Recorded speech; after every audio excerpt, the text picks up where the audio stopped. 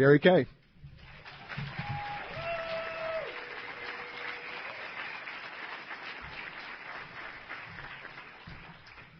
Good morning. I'm going to try to remember I have that. I am an alcoholic. My name is Gary Kincaid. And I am really, really grateful for a sobriety date and a new life that started July 25th of 94. And two things Diego said, I need to edit those. He said, one, that I have a sponsor and I follow his directions. Now, it doesn't go quite that smooth. There is some reluctant following of those. And says, I always say yes to AA request, and that's true, but there is very often a great deal of reluctance in that as well. So if that's been your experience, I've been told it doesn't matter what I think, it doesn't matter what I feel, this whole thing's about what I do. So for that, I am really, really grateful that somebody decided to invite me. Kelly, I want to thank you for your contact. Diego, thank you. Thank all of you. I love AA conferences. They're like the icing on the cake. My first sponsor said, you took road trips to get drunk, now take road trips for sobriety. And I've been doing these ever since, and these are a lot cheaper. I've never had to get a bail bondsman. Came close one time, but I just didn't know hot tub rules in the beginning like I do now. So, but things have gotten better. The Sunday morning speaker, for some reason or another, and Danny's laughing because he knows what I'm going to say, we're the spiritual speaker of the weekend. I want y'all to know that I've done my part this morning. I've checked out of the hotel and I didn't steal a damn thing.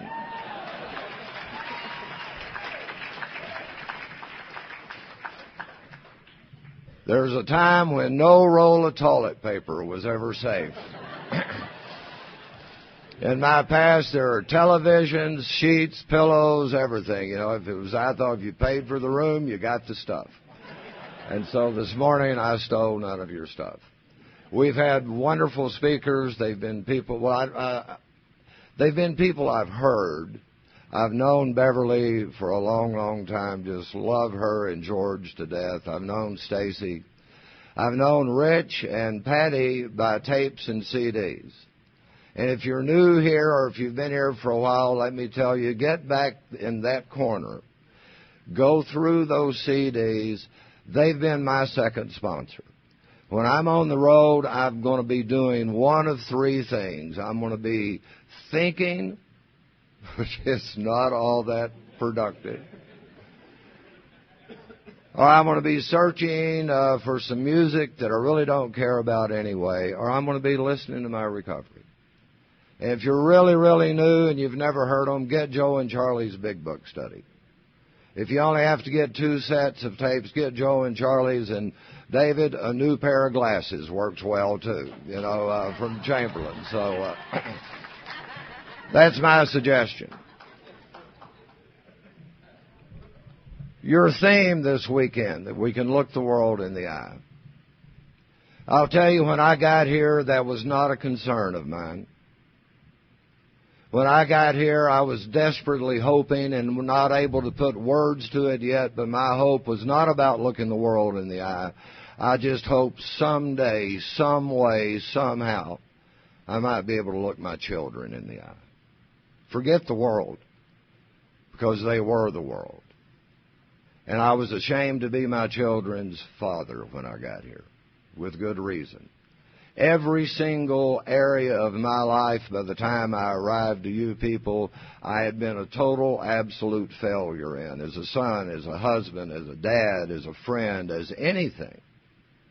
But the thing that tugged on my heart the most was about my children. And I knew that was gone, and it was gone forever. So I didn't walk in hoping I could look the world in the eye. As a matter of fact, there were 2 things when I first got here that I knew for certain. And I knew it down to the very depths of my soul.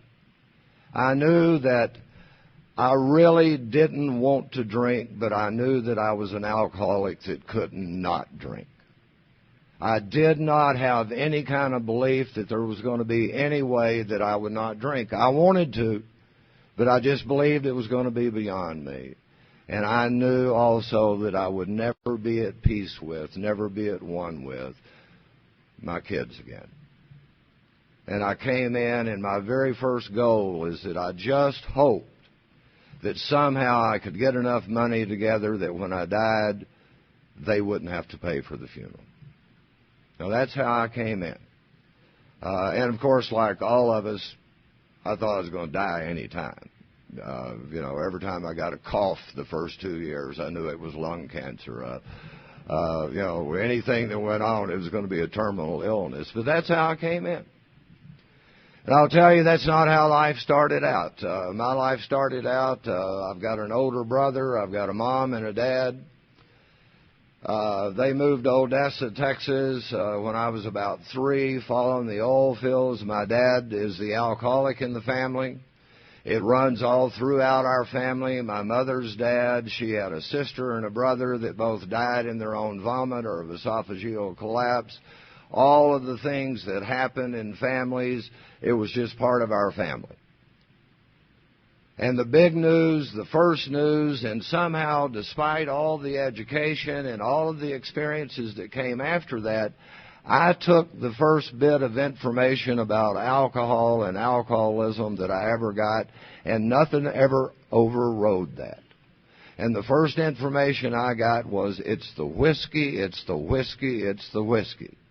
If you just won't drink it, you'll be okay. And that got different versions. If you would just not drink so much. If you would just mix it with something. But it was always about the not drinking, and somehow I carried that with me, and until I was 42 years of age, I never wanted to not drink. Now, I'm a really late bloomer with the panel we've had here. I had my first drink when I was 19 years old. It was April 21st of 1966. I was a freshman at Texas A&M. It was Aggie Muster Day. I'd gone that entire year. My mother had asked me to promise when we got into high school that I wouldn't drink. And it may be the only promise I've ever made and kept my entire life, but I kept that one. And we got on to college, and I still didn't drink. And what I've discovered in here is that if you're an alcoholic of my type, you got to have something.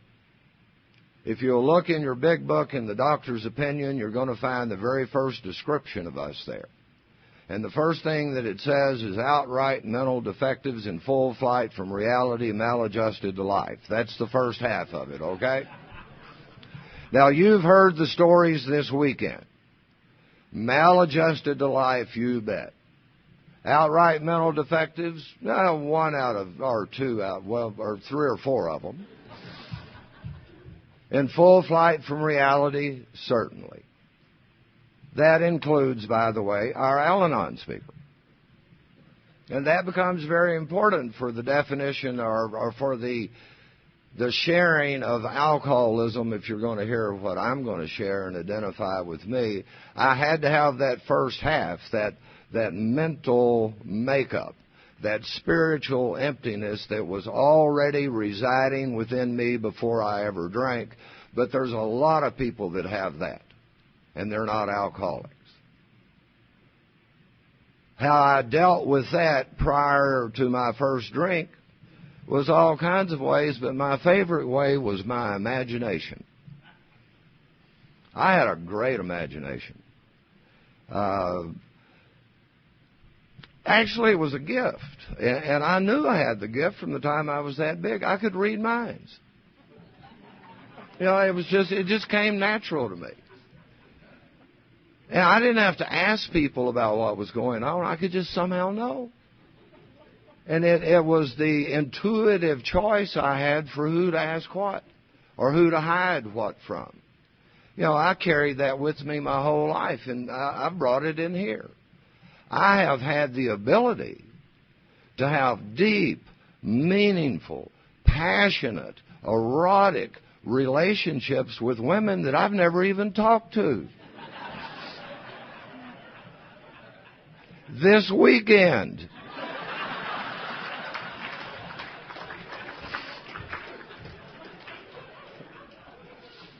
And you laugh because so have you.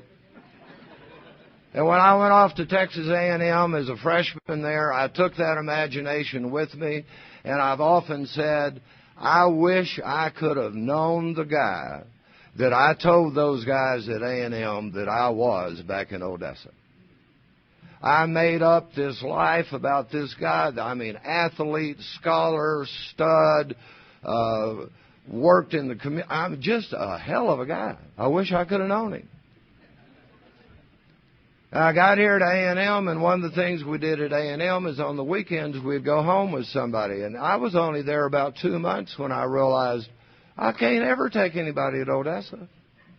There's no way I can take them back there and let them find out who I really am. And so it was in that, I think the imagination got me as far as it could. On April the 21st, 1966, it was time. We left, I know the date because that's Aggie Muster Day. It's always the same day. Ironically, about 9 years later, my children are born on that same day. But we left the muster. We drove toward San Antonio. We stopped somewhere along the way where they would serve service. I had 3 big mugs of Michelob beer. We got on into San Antonio. The guy we were staying with, his dad had bought each of us a 5th of whiskey. Mine was Southern Comfort. It was late that night or early the next morning, but we got dressed up to go out on the town. It's a long, long time ago. I had never met an Hispanic person at this time. We went out to little Mexican polka clubs in San Antonio, and I met a hell of a lot of them that night. And I drank all of that whiskey. I drank a lot more beer. I drank everything they put in front of me. And I did not get sick. And I didn't get in a fight. And I didn't get arrested. I don't guess. I don't have a clue. I didn't know what a blackout was, but I guess I had one that night. But I know I had fun. And I know I had fun because the next morning they had some Polaroid pictures. This is a long, long time before I learned to never have any evidence lying around afterward. And that morning I was proud of those photographs because the ones of me, I was with women. Now, I know you won't believe this, but up until that time, I've been a long-time, dedicated, hardcore member of Sex Without Partners.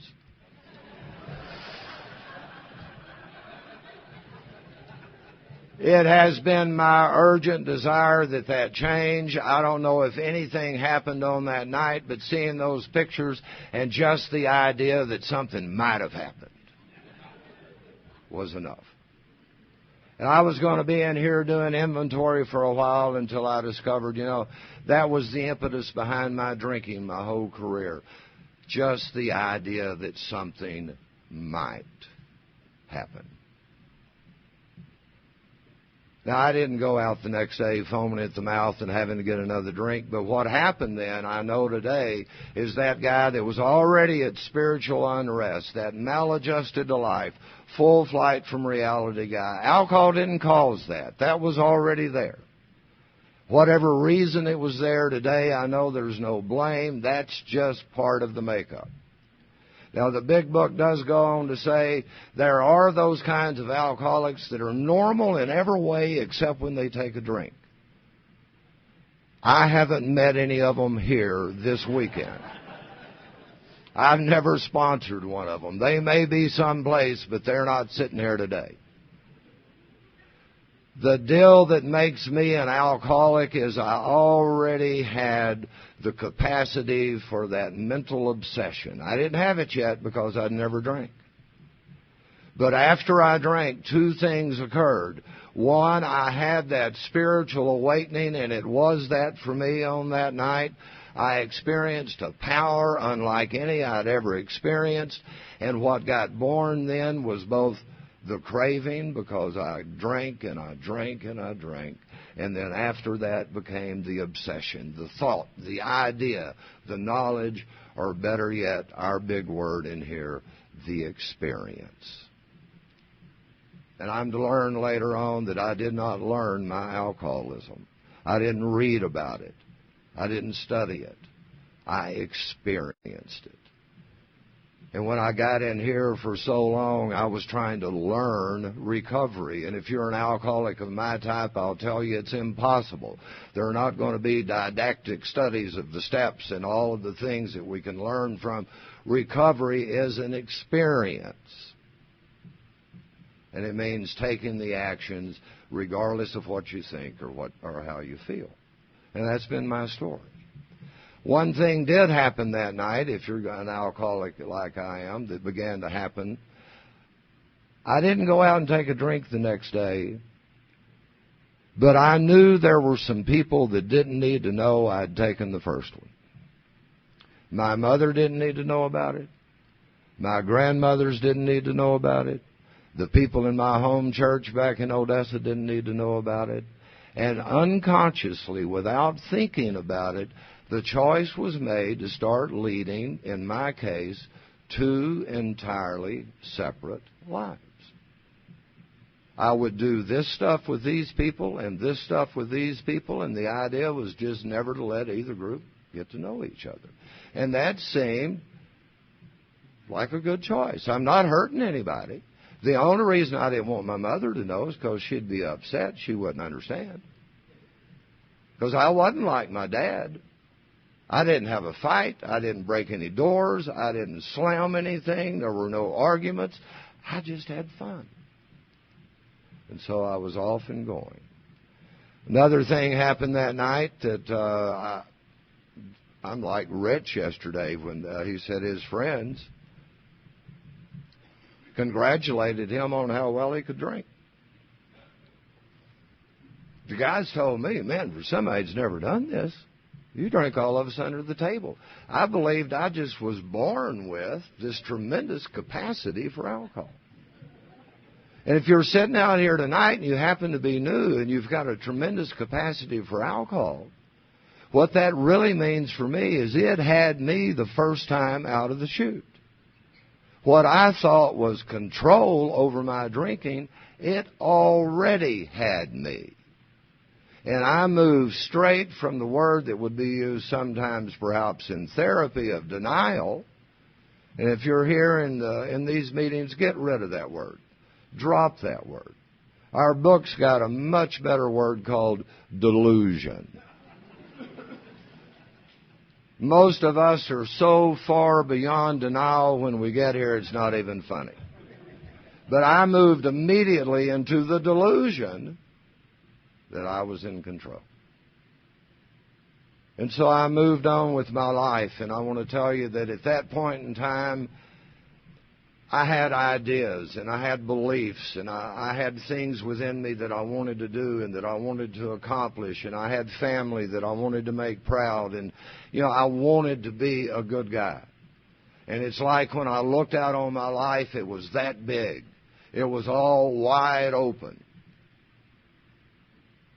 And by July the 25th of 1994, it had shrunk down to almost nothing. They mentioned somebody yesterday about how alcoholism kills us. I'll tell you what, it will kill us. But if you're an alcoholic of my type, it kills us one sweet hope and one sweet dream and one sweet relationship at a time. And we don't even know it until they're gone. Well, I got started, went on to school, somehow graduated, went to graduate school, got married, had those two children. Twins, a son and a daughter, had what I thought was a fantastic life and did not notice that I had me an active case of alcoholism walking right along beside me along the way, still trying to keep the two lives going. And I'll come forward to July the 25th or 24th of 94. I can tell the end of my drunk log by just telling about that little house. It's a filthy little house. It's a dirty little house. An alcoholic in his cups is not a lovely creature. I could looked up on the bookcase there and seen some photographs, and they wouldn't have been mine. 2 times in my drinking career, I left the place where I was living, and I left the furniture and the mementos and my granny's quilts, and at one point the children's baby shoes and the picture. Just left all of that stuff and never came back. So the photographs I had were some my brother had given me, and they were reproductions, and I could see the photograph of my mom and stepdad who had been killed by a drunk driver in 1988. And by then, all I could remember was that their kid who wanted so much for his mom to be proud of him, I was so drunk at the military funeral at Fort Sam that I fell out of my chair at graveside. Now, how can you be so sorry as to be drunk at your mother's funeral? I'll hear people in here say that the whiskey quit working. I'll tell you, it never did for me. But what happened in my case is that I have alcoholism. And alcoholism is a chronic, progressive, fatal illness. And as it progresses and goes down and down and down, that is physical, yes. And it's mental, yes. But it's also spiritual.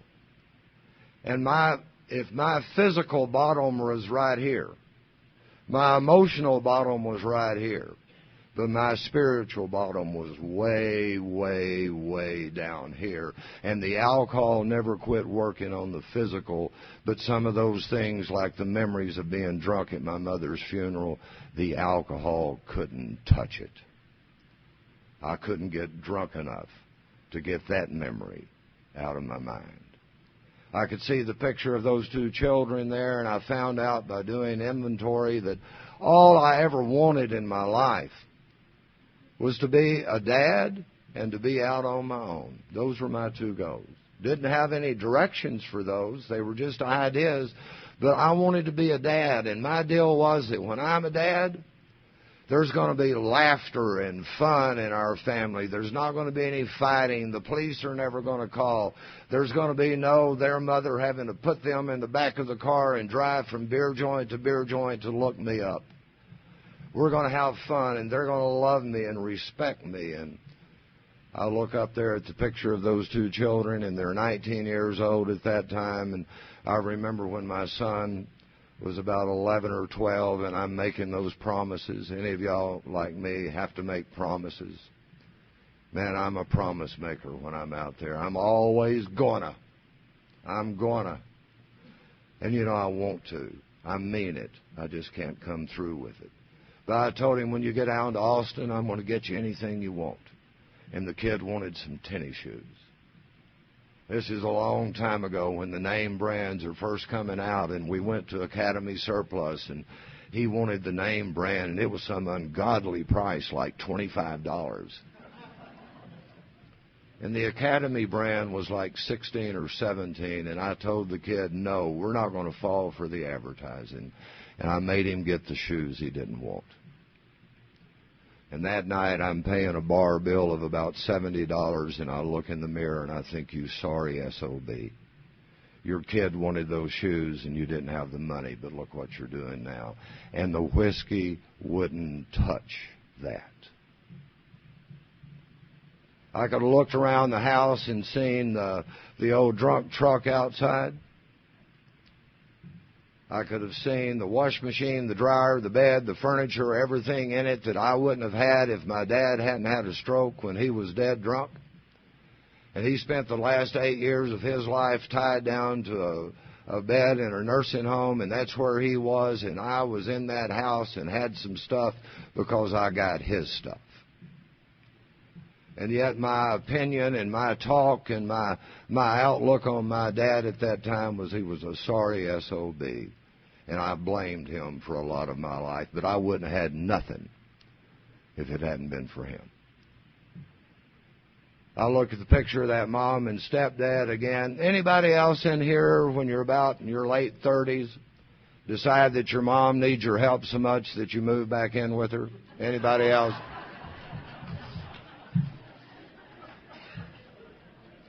Yeah, I'm between careers. They're getting infirmed and old and probably needed my help, and so I moved back in with them. And after about 3 months, anybody have the experience of your mom saying you got to go? It's a big deal, and I didn't know this for a long time, and I always want to share it in my story today. My mom had never said no.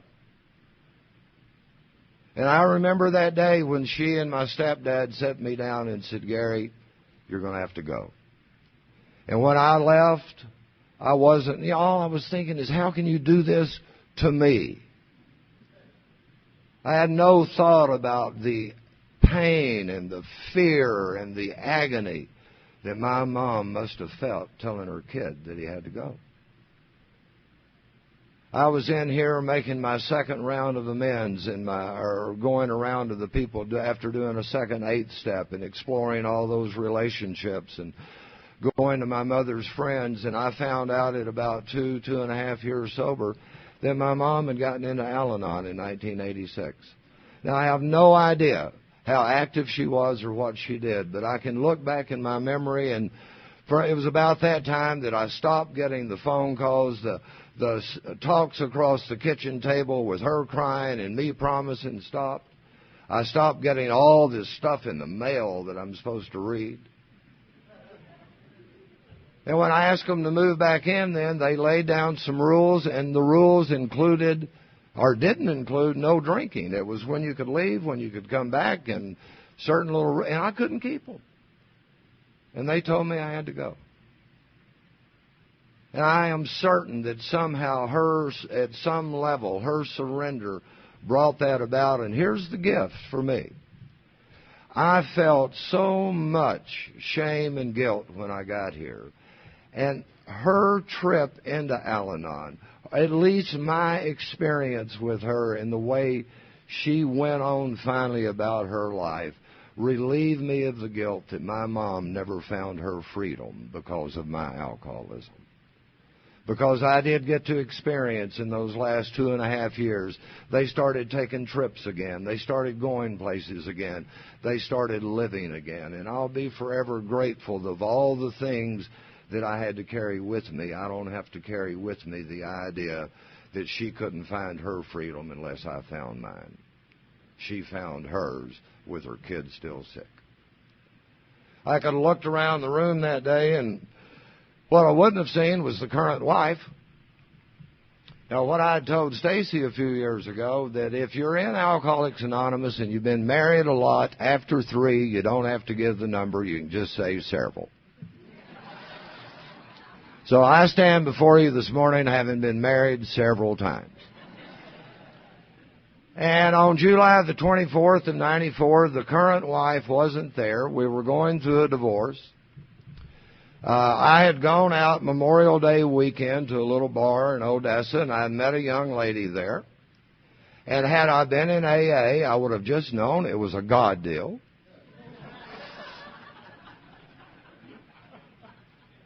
Danny, I tried that line after I got in here about a young lady I met and said, I think it's a God deal. And I was told, God is not a pimp.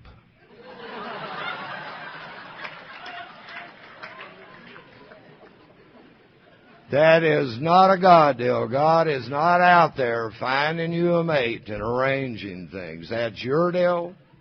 What God will do through His grace and mercy through these steps is make of you a person who might attract into your life another healthy person, but He ain't pimping for you. He's not picking.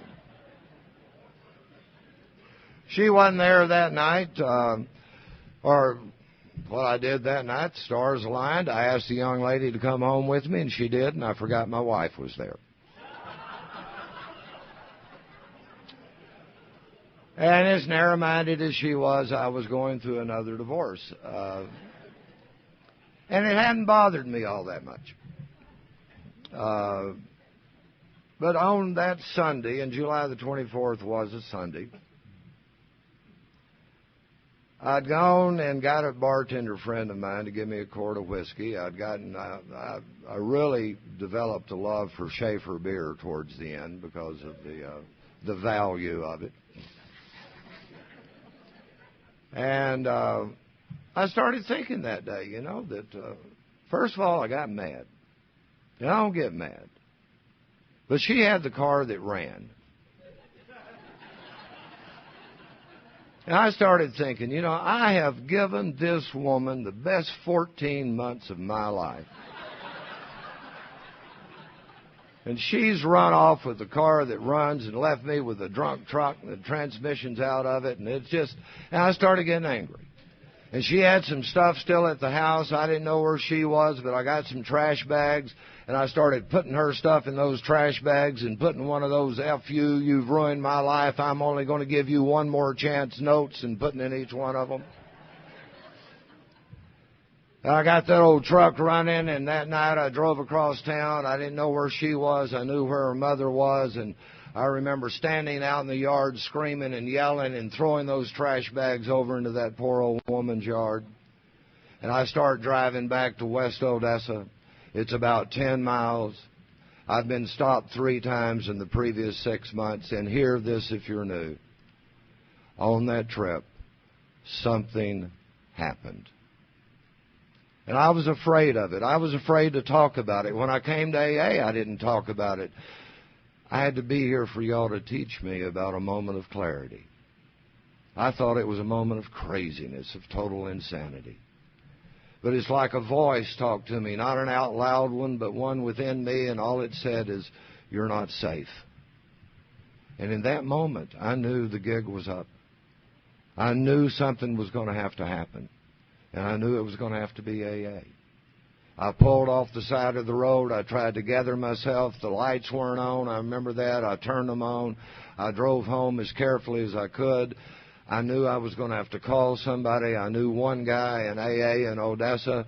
I got the phone book out to look up his number, and I couldn't read the phone book because I was too drunk to get the contact lens out that I was wearing, and they weren't my contacts. I'm pretty bad about if I'm at your house and see something you're not using, thinking you don't need it, so I take it. And, all the way back there to San Antonio, that first drink, those photographs with the women. If you're new, see, I know why I drank. I know why I drank. I drank because it worked. I'm the guy back then, in probably the first 7 or 8 years of my drinking, I could walk into a club. There could be women all around, sitting alone. I can't walk over and ask them to dance. They might say no. But you give me about 4 shots of whiskey, and I start looking for a woman sitting with her husband and 4 brothers.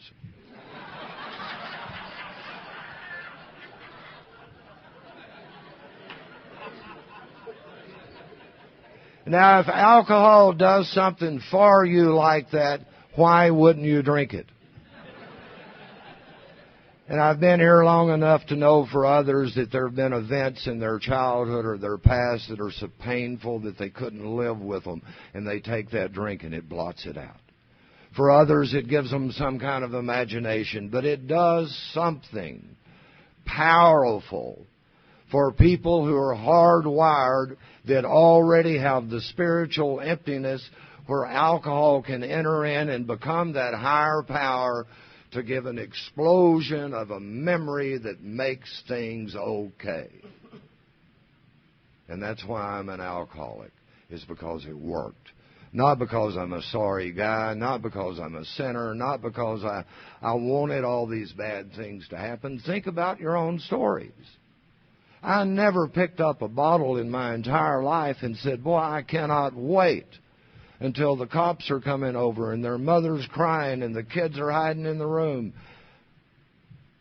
But that happened time and time and time and time again, because I am powerless over alcohol. And without alcohol, I don't have any power. And my life's unmanageable. So I don't want to drink, but I can't stand how I feel not drinking, and I just want to get a little edge off, and I don't realize I can't control it, and it's back and forth and back and forth and back and forth, and then after a while I don't even know what's happening.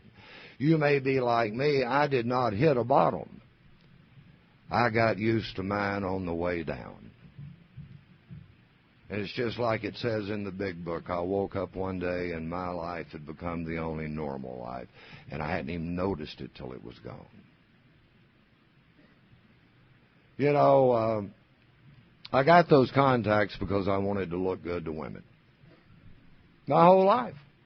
For some reason, remember delusion? Delusion, keep that in mind. After I started drinking, I started thinking I was some kind of God's gift. And the last few years, it hadn't been working all that well. And I saw those contacts that night. I remember that, thinking, you know, it might be the glasses. I put them in my pocket, went to the drugstore, got some of that stuff, learned how to put them in. Now, I couldn't see out of them. I've got severe astigmatism. I'm very nearsighted. But it's about how you look, right? Now, if I'd been paying attention in that mirror that night, I would have seen that the only pair of glasses I had a piece of paper clip holding on one of the ears. Because if you have this chronic, progressive, fatal, physical, mental, spiritual illness of alcoholism like I've got it, over the years, things like trips to the dentist and trips to the eye doctor fall by the way for you and for your children. If I'd been looking a little closer in the mirror that night, I could have seen I didn't have any teeth. That might have blocked a few of them.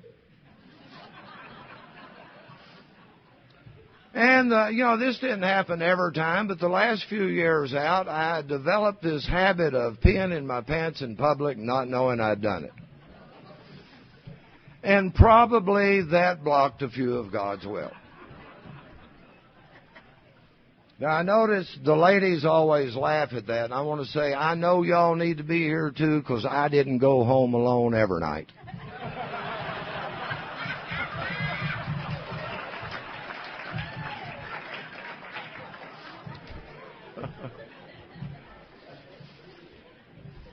Some of you remember that old story in here about, you know, it might be time to pick up a desire chip and set a dry date. When you come to one morning, you look over and you're lying next to it.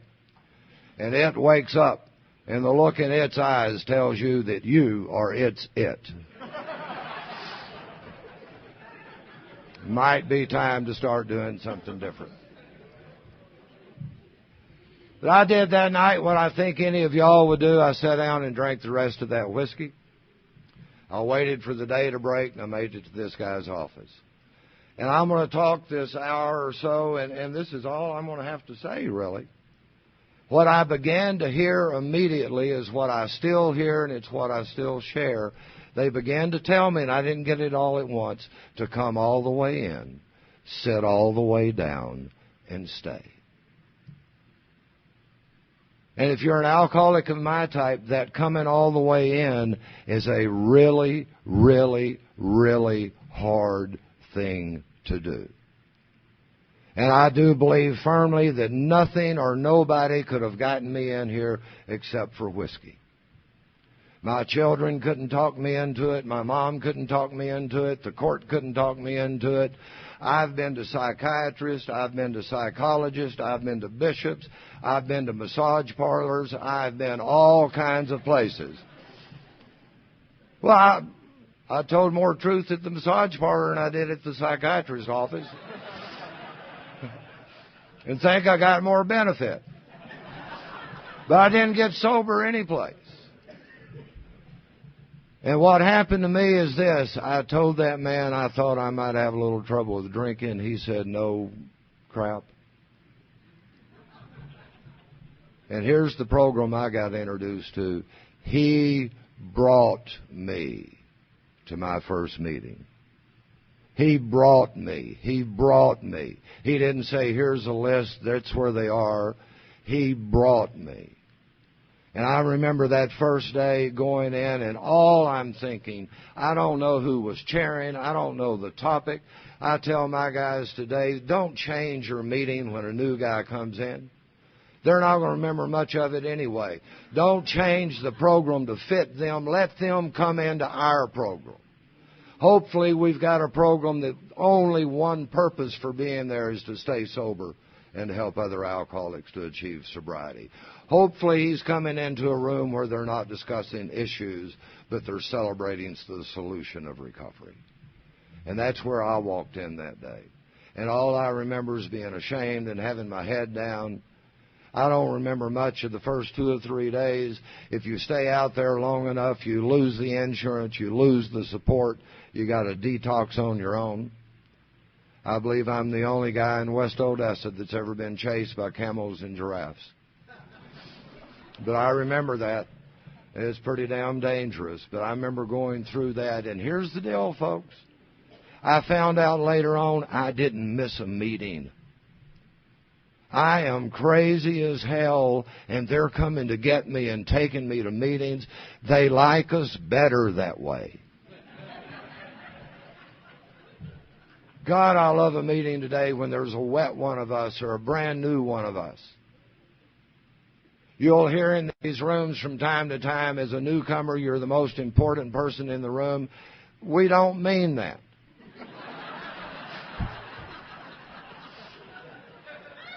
If you get with each of us individually, each of us actually believes we're the most important person in the room.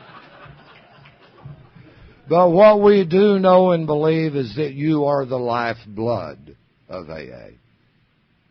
And without you, we become nothing. And without you, I'm going to drink again. And the place where I went knew that. And the reason I'm here tonight is somewhere in those first 3 or 4 days, and I try to watch this with new people. Somebody handed me how it works about the 3rd or 4th day. And I just put out a cup of coffee. I couldn't hold it. I was shaking so bad. And I wasn't going to read that. And I'm careful with new people today to not put them in that position. And I couldn't tell him no, and I was looking for a way out. And somebody leaned over and took it from me and said, "That's okay, bud. I'll read it this time. You can do it another time." That's why I'm here today. And I believe it was that same meeting,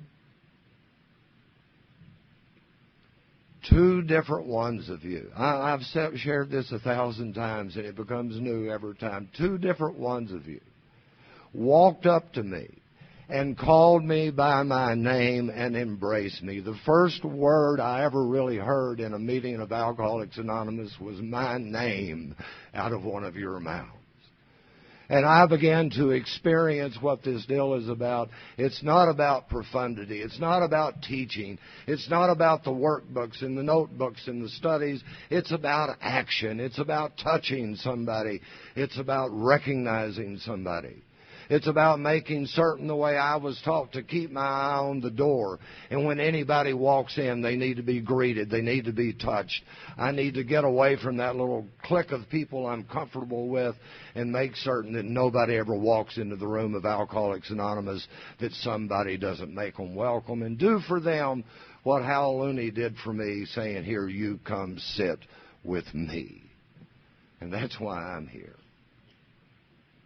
You mentioned about moving off to Salt Lake City. I'm so glad I got sponsored.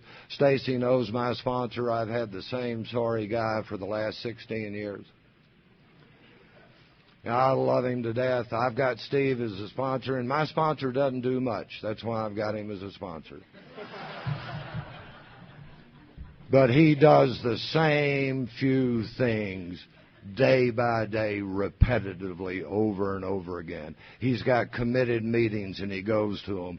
As long as I've known him, he's never not had a new guy he's sitting down with face-to-face, taking him through the steps. He serves on committees. He goes places. He takes the action.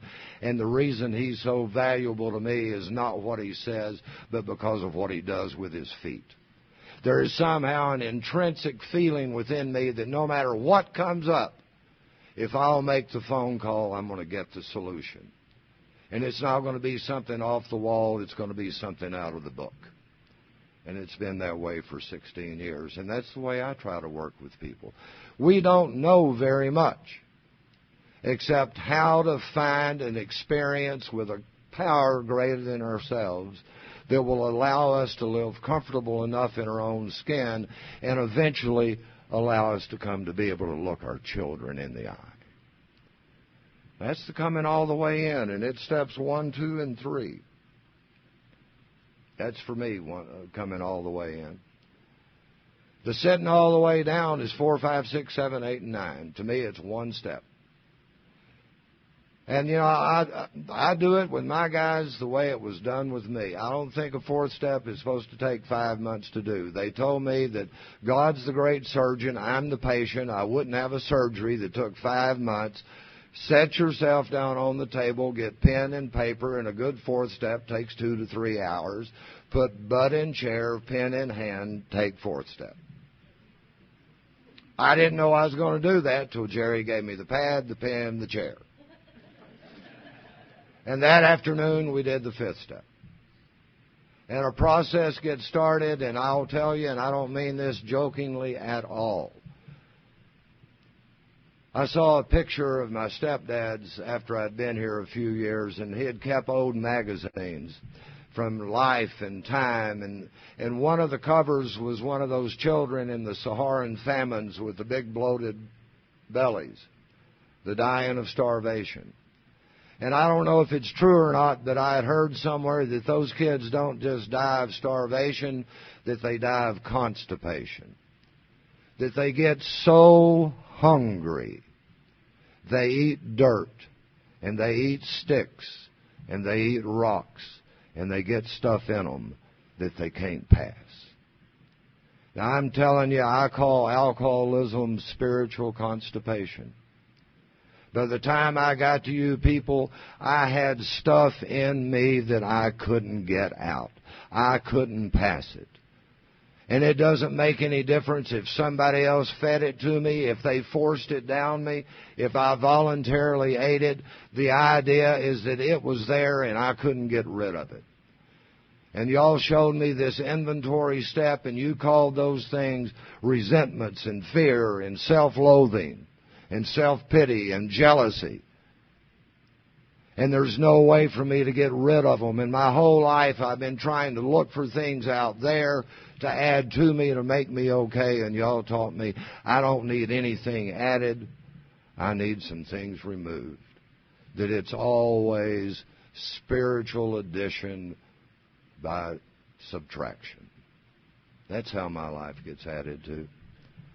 I started through that program, and I made those amends. And if you're an alcoholic like I am, I want to watch the time here, because if you're an alcoholic like I am, you're addicted to the sound of your own voice, and you can talk for 4 hours. I'll try not to do that.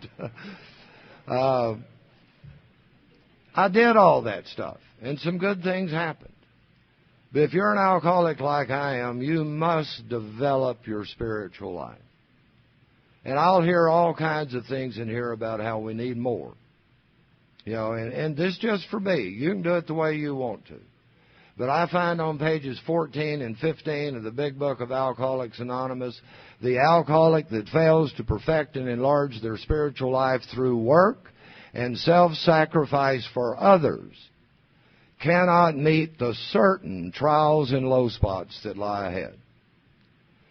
It's not who develop their spiritual life by retreats and by different meditations and things out there and learning more and getting with different gurus that know didactic explanations of this thing. I've done a pretty good job of staying away from those folks since I've been here, and I hope you can too. The people that think they know a better way than what our way is, God bless them, but I don't want anything to do with what they've got to share. That's an opinion, but I'll keep it. So if you're an alcoholic like I am, you're going to have to start working with others. Very first guy that asked me to sponsor him, and I know my time's going to run out, so I'm going to tell 2.5 stories around staying here. Coming all the way in is real tough. Sitting all the way down is not tough. 4, 5, 6, 7, 8, and 9 is not tough. You got a sponsor, you got some instructions, it ain't tough. Staying here is tough. First guy that asked me to sponsor him, he was about 70 years old. He couldn't drive anymore, a lot of DWIs. I had to go over to his house, sit down across the kitchen table from him. We each got the book. We started reading it word for word. Came time to do something, we did it. I'm wanting this guy to get this thing so bad I can't hardly stand it. I'm quick. I'm there with him about 6 weeks, and it came to me one night, good God Almighty, I'm sitting across the kitchen table from my daddy. This guy had terribly abused his family, 3 or 4 of them, had come to Odessa to follow the oil, everything. And I wanted this guy to get it so bad I couldn't hardly stand it. And I've taken the steps, but my dad is still a sorry SOB. I just don't know if I can ever forgive him. I went to a meeting right after that, and somebody said the very first action I can take is my vocabulary.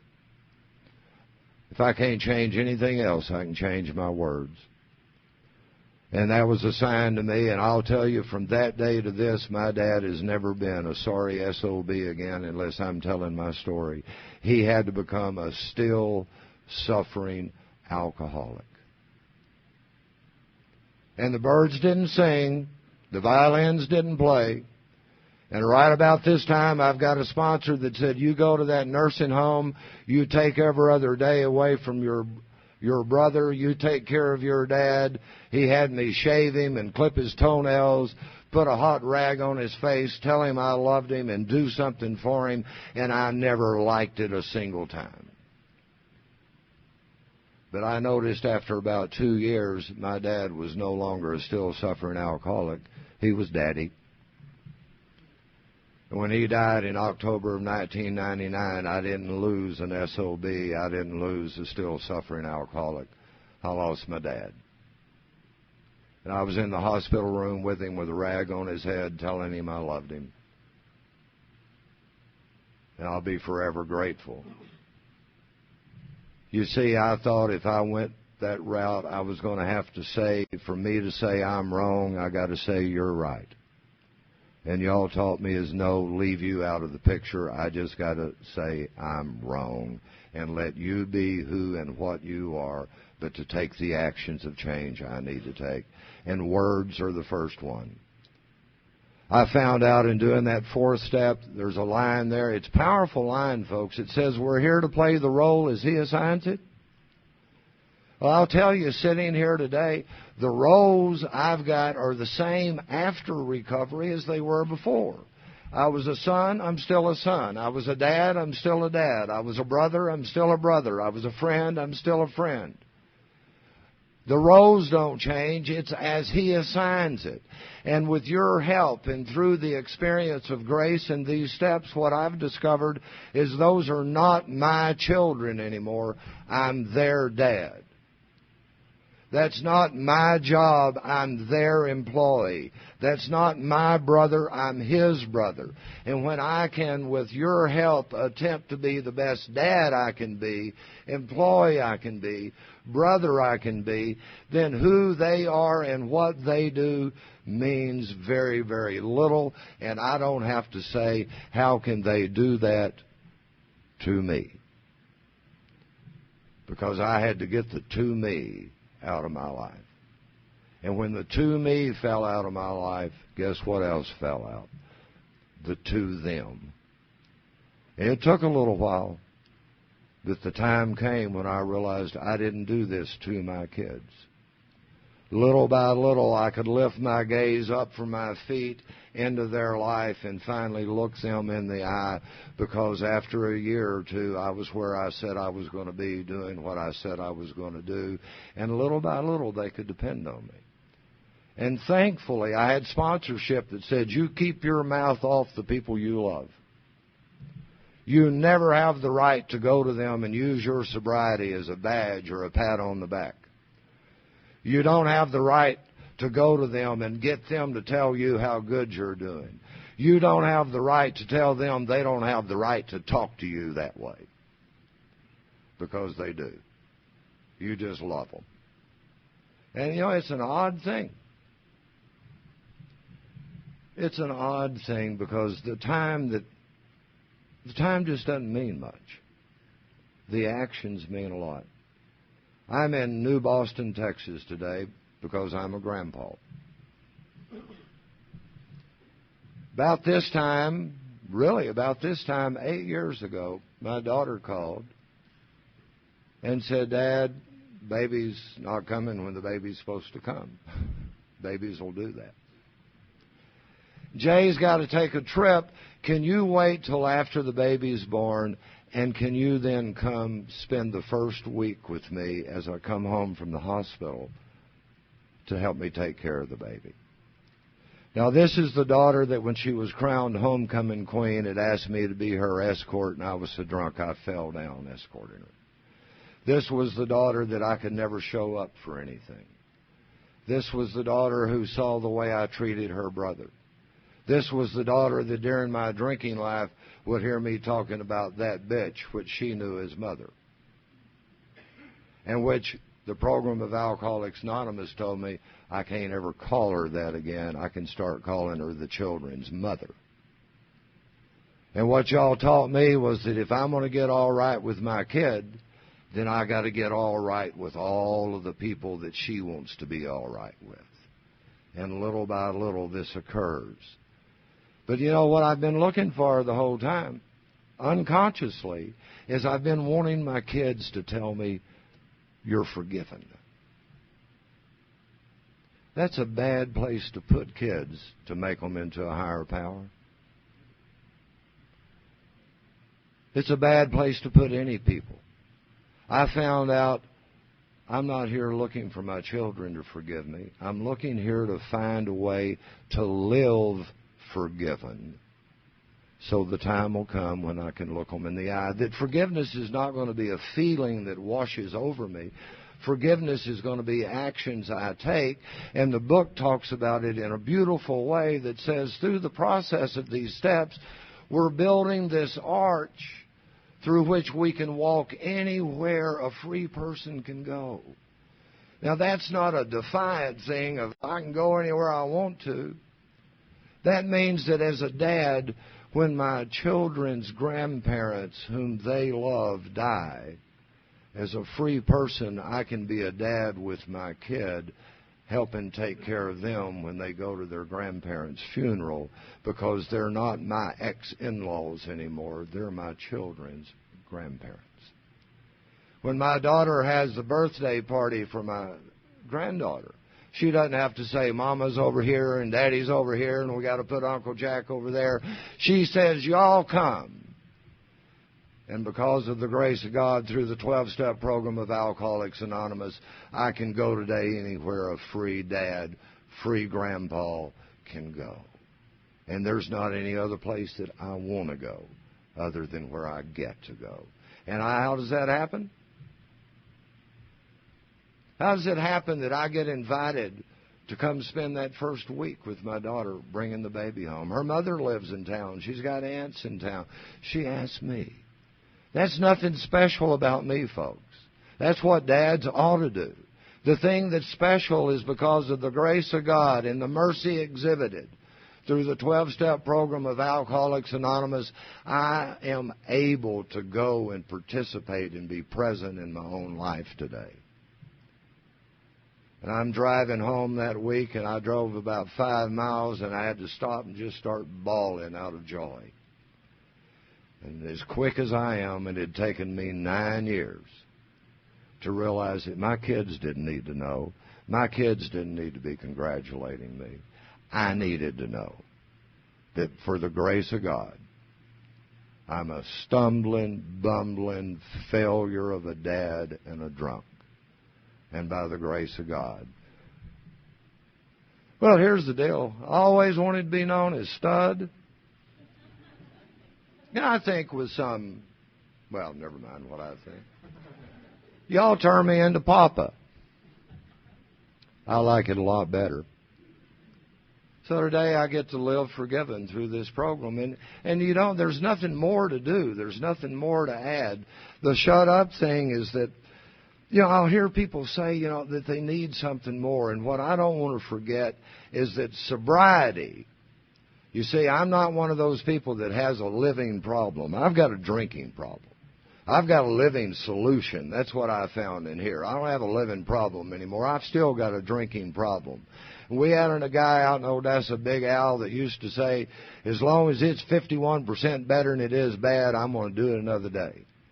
And what I've discovered is that just not drinking is 51. And this isn't an honor roll system. It's a pass-fail. And I got to really celebrate that every day I don't drink, I'm passing.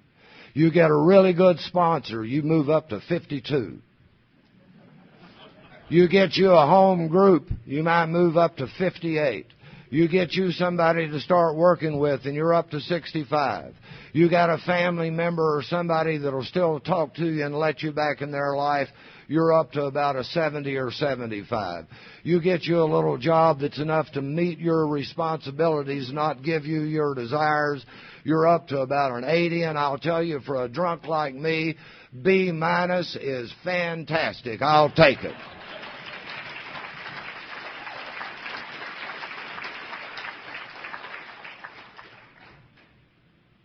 But if I ever let a she or a job take the place of that 51%, every good gift that's mine will fit in a half a pound of whiskey, and it's all gone. And it's my job to remember the 51%. I always close my talk with, I didn't tell you all this because I knew you wouldn't believe it on a Sunday morning.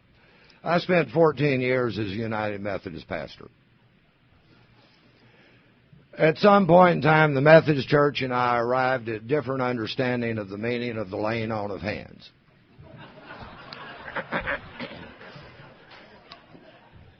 And I say that jokingly today, and it's not a joke. It's a very sad thing and a misuse of power. I can laugh about it tonight. But even the Methodists, as liberal as they are, they'll get rid of you for drinking and misusing laying on of hands. But I remember a lot of the stories of the carpenters, and some of those stories become mine. And I remember one story, and I think it's the story of the drunk. The carpenter and his guys are out one day walking around. It's a day they weren't supposed to be out walking around. And they were going by a place, and the guy said, oh, wait, we don't want to go up there. And the carpenter said, why not? And they said, there's a guy up there that's crazy as hell. It's my version. Hairy, naked, babbling. Anybody identify? The carpenter said, no, let's go up there. And they went up there. And if you read the story of the demoniac in the New Testament, the carpenter did for him exactly what y'all did for me.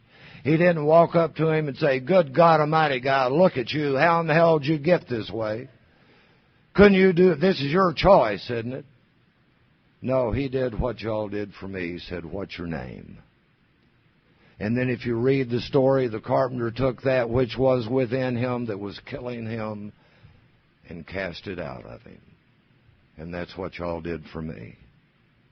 And if you read these stories of the carpenters, every time that one of these guys has an experience with him, they want to go with him, and they go with him. And this guy wanted to go with him too, but the carpenter said no. You stay here and show others what's happened to you. I don't have to worry what my purpose in life is today. My purpose is to stay here. And when some old boy walks through the door, I can say, yeah, I was drunk at my mother's funeral too. Yeah, I abandoned my children too. And here's what I did to be able to live forgiven. For that gift of just being taught and shown how to come all the way in, sit all the way down, and stay. I thank you. I thank you. And thank you for my sobriety. God bless you.